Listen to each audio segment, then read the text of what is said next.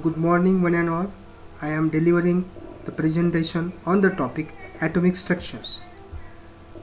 Atom is the smallest particle of an element which cannot be further subdivided.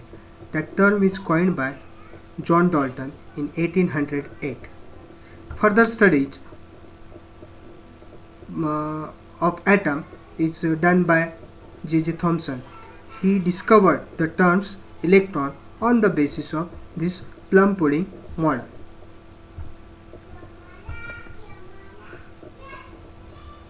Rutherford on 1910 discovered the term proton. That central atom is a nucleus. It contains positively charged species is called as proton. He did one experiment that alpha particles get bombarded over the golden foils, and he observed the result. On the basis of this result, he concluded that the central part of nucleus contains positively charged species. Further discovery is done by Niels Bohr, and he discovered the terms orbit, where the electron is revolved around the nucleus of an atom.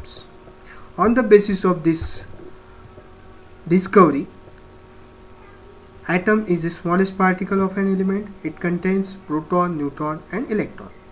Proton and neutron present in the nucleus of an atom, and electron is present on the extranuclear part of an atom.